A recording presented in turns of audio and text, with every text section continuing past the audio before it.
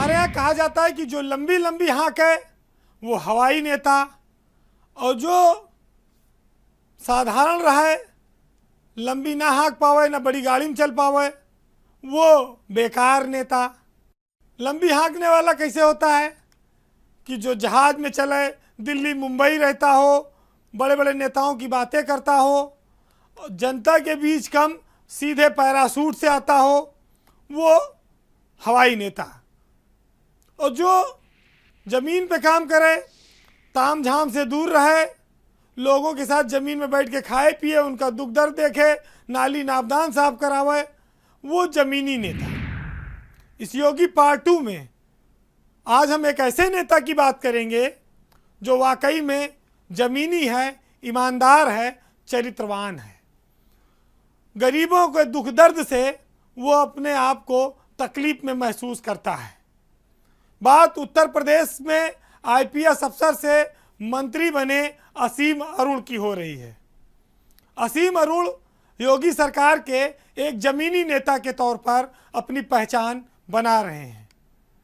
वो पहले अफसर थे, एडीजी रैंक तक पहुँचे। आईपीएस की नौकरी उनकी अभी 8 साल बची हुई थी। वो डीजीपी भी बनते उत्तर प्रदेश के आगे जाकर, लेकिन नौकरी छोड़कर राजनीति में आए। किसकी प्रेरणा से आए इसका खुलासा उन्होंने नहीं किया है, लेकिन उनकी कार्यशैली आज बड़े बड़े नेताओं को ये आईना दिखाती है कि इस प्रदेश में, जो गरीब प्रदेश है, यहाँ सियासत कैसे की जा सकती है। बहुत तामझाम नहीं, सरकारी सुविधाएं नहीं, प्रेम से, मोहब्बत से, साधारण पहनावे में भी एक मंत्री रह सकता है और लोगों को अपने विभाग का, सरकारी तंत्र का अधिकतम लाभ दे सकता है। असीम अरुण ने अपने जीवन का बहुत साहसिक निर्णय किया था जब नौकरी छोड़ी, और उससे भी ज़्यादा बड़ी चुनौती उनके सामने तब आई जब उनको कन्नौज में, जहां समाजवादी पार्टी का गढ़ रहा है, जहां पर भाजपा कभी जीतती नहीं रही है, कन्नौज सदर से उन्हें विधानसभा का टिकट दिया गया था।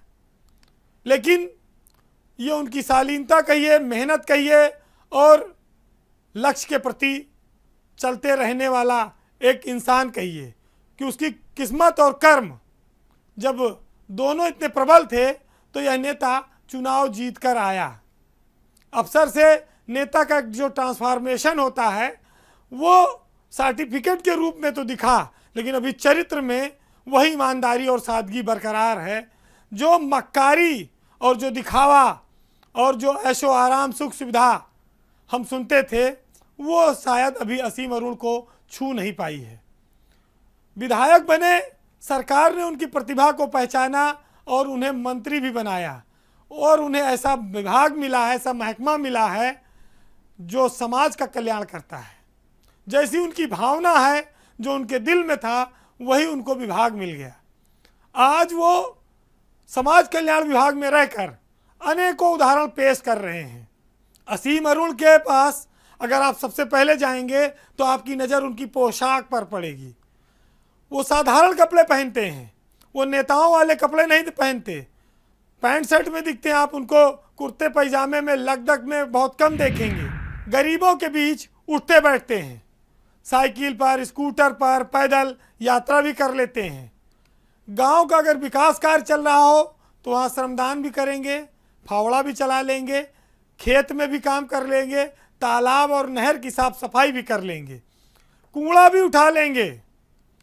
तो जो अधिकारी इतने साल तक 1994 बैच के आईपीएस अफसर थे, जिसके परिवार में ब्यूरोक्रेसी रही हो, उनके पिता श्री राम अरुण उत्तर प्रदेश के डीजीपी रह चुके हों, उनका बेटा उच्च पद पर रहने के बाद, उसको त्याग करने के बाद भी साधारण जीवन जी रहा है, सरकार में मंत्री है, तो असीम अरुण के लिए कह सकते हैं कि वो अपने पिता के दिखाए हुए मार्ग पर, उन पद चिन्हों पर चलते हुए उनकी ख्याति से काफ़ी आगे निकल चुके हैं। समाज के लिए वो अब एक रियल हीरो हैं। ऐसे ही लोगों को सियासत में आने की ज़रूरत है, जिन्हें अपने लिए नहीं कुछ चाहिए, जो समाज को देने की भावना रखते हैं। योगी सरकार का यह मंत्री अपने आचरण से एक अलग लकीर खींच रहा है। तमाम सारे लोगों के लिए वो एक मिसाल बन सकता है, लेकिन अपने साथ काम करने वाले मंत्रियों के लिए वो जलन की भावना भी हो सकती है। इन सब से वो बेफिक्र हैं। हम आज के ज़माने में उस समय में हैं जब इन सब चीज़ों को दिखावा माना जाता है या इनकी उम्मीद नहीं की जाती कि कोई मंत्री ऐसा आचरण करता होगा। जब भी सियासत का मंत्रियों का नाम आता है तो ये माना जाता है कि वो भरपेट खाता होगा, खूब हट्टा कट्टा होगा, बड़ी बड़ी गाड़ियों में चलता होगा, बड़े बड़े होटलों में ठहरता होगा।